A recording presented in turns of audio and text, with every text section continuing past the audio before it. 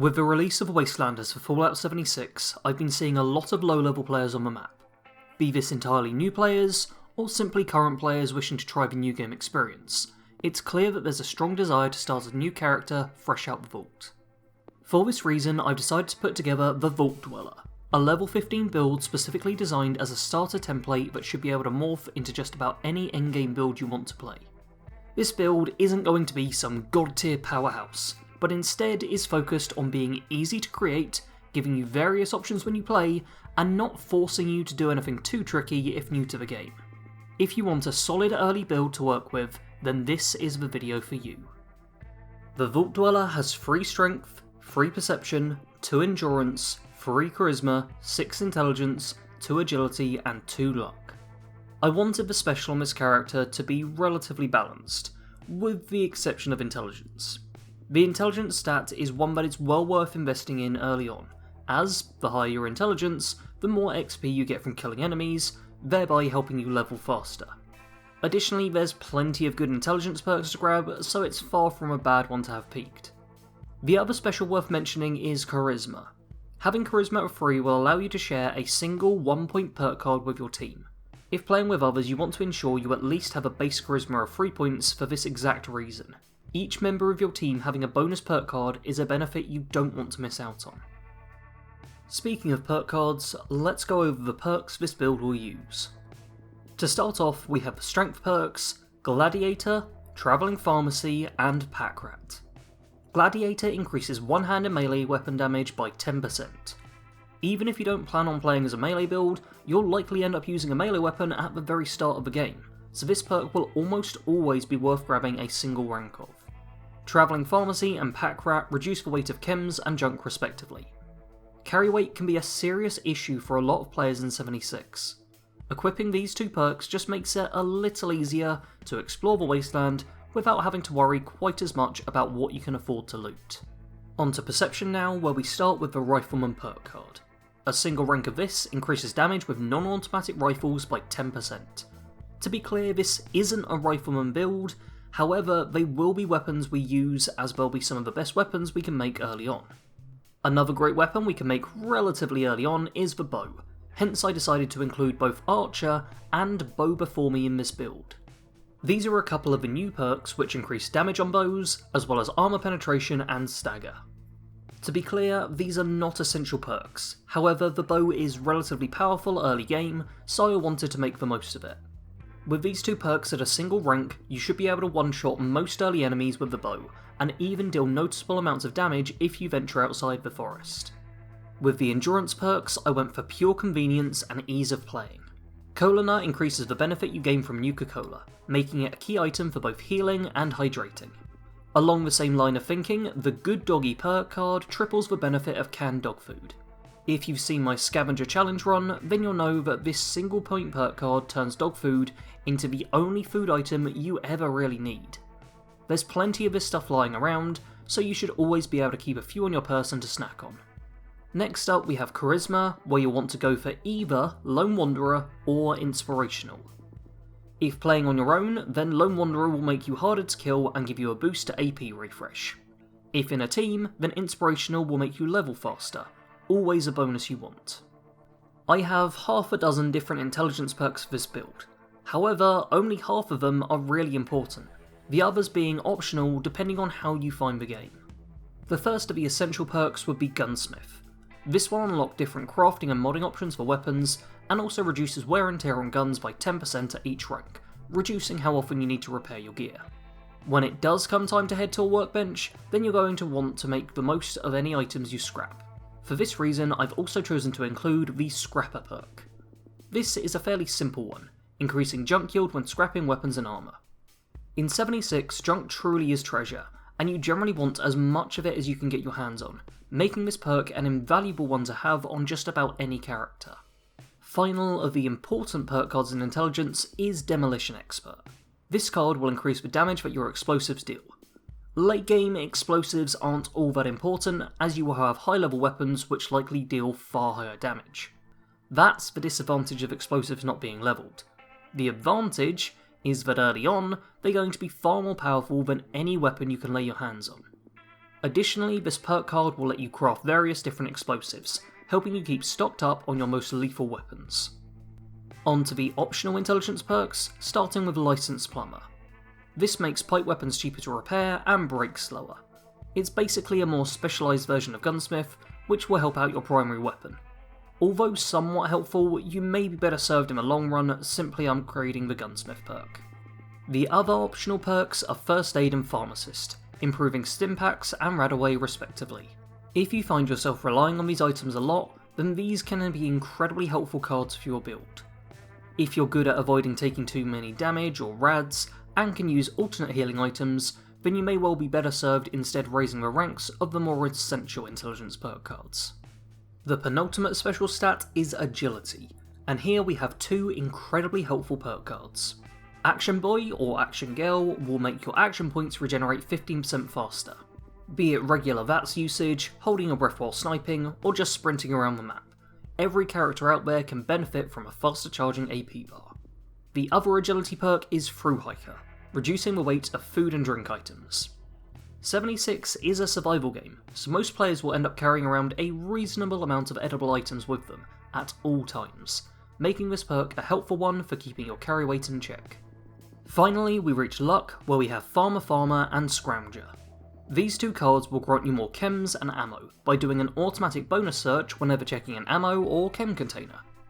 Both these types of items are real handy to have, be it to use for yourself or just to sell for extra caps. If you want a refresher of all these perks and the overall special, then there will be a Nukes Dragons link you can follow in the description below. With special and perks out of the way, it's time to take a look at the equipment we'll be using, starting with the weapons. First on the list is a serrated machete.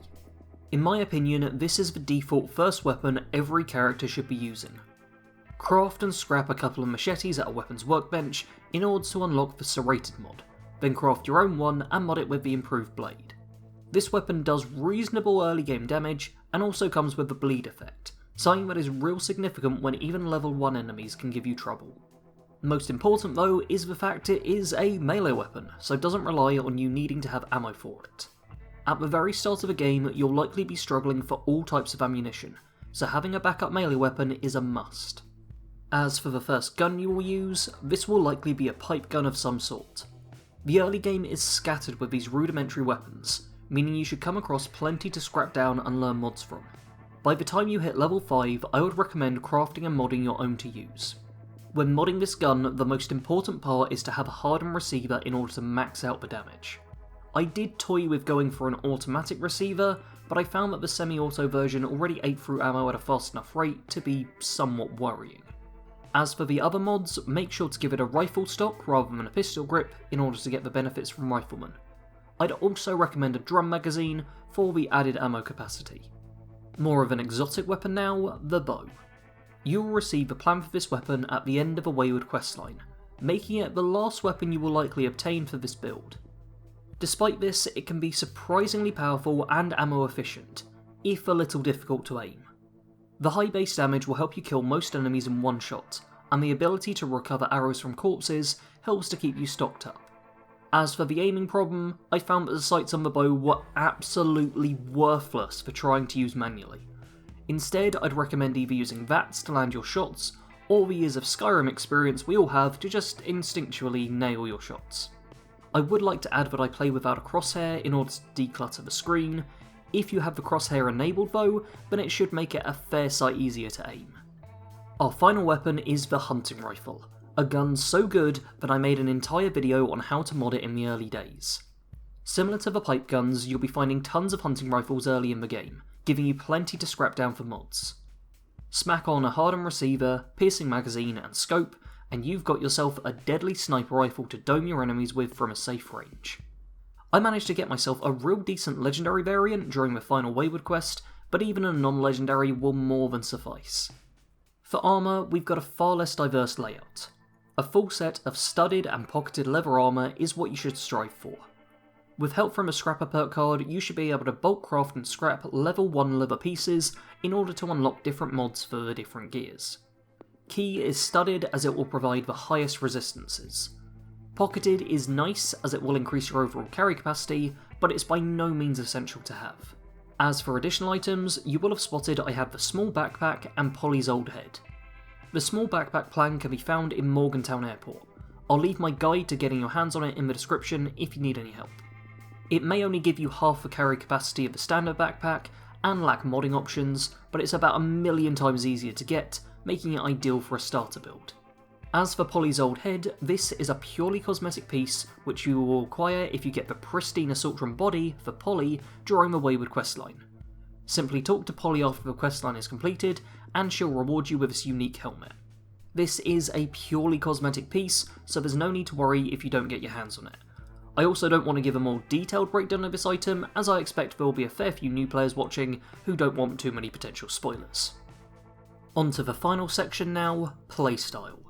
As I said at the start, this is built to be an approachable and easy to use build that can become more specialised down the line. As such, there's no super advanced tactics you have to rely upon in order to use this build effectively. That said, there's still obviously a few tips I can give. First up would be to hotkey your different weapons so that you can switch between them with ease. You don't want to be booting up your Pip-Boy mid-fight in order to change from sniper to machete. For the same reason, I'd advise having healing items assigned to the favourites wheel.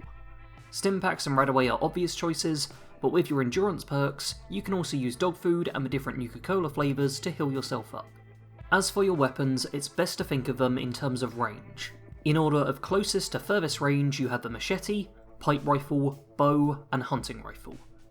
The bow and hunting rifle are slow to fire, so you don't want to have to rely on them if being swarmed by ghouls. Likewise, charging into a horde of super mutants with your machete drawn may seem badass, but will likely earn you some unwanted lead. The surprise standout star when I was playing this build was the pipe rifle. At mid-range you can pace your shots, letting the gun settle back down in order to land headshots with relative ease. At close range you can go crazy on the trigger, the fire rate being high enough that you need a ridiculous trigger finger to feel at all slowed down by it. This weapon proved to be the most dependable for me, although this did lead to me often running out of ammo with it. Personally, I'd recommend asking higher level players if they have any .38 rounds they're looking to get rid of in order to keep yourself stocked up. Most high levels have no need for it, and it will just be weighing them down. Even if you can't scrounge any rounds from other players, it isn't the priciest ammo to craft, so you can always head to a Tinkerer's workbench and stock yourself up. Whilst at the crafting benches, make sure to also make yourself some grenades, or failing that, a handful of throwing knives. Low level enemies will be easy to take down with your weapons, but if you decide to venture out of a forest region, then you'll want to be stocked up on throwables. And there we have my starter build for Fallout 76 Wastelanders. I hope this will prove to be of some help to those of you fresh to the Wasteland, or even those of you who have just started up a new character and forgotten how to deal with the lack of endgame gear. If you have any questions, feel free to leave them in the comments, give this video a thumbs up if you enjoyed, and subscribe to the channel for more like this. I'm actually considering making starter builds for all the weapon archetypes, so let me know if that's something you'd be interested in. Even without a backstory, builds take some time to make, so will all depend on how well this one does. Anyway, socials and other helpful links are in the description, feel free to join the Discord, follow me on Twitter, or even become a patron and support the channel. As always, thanks for watching. Sarge out.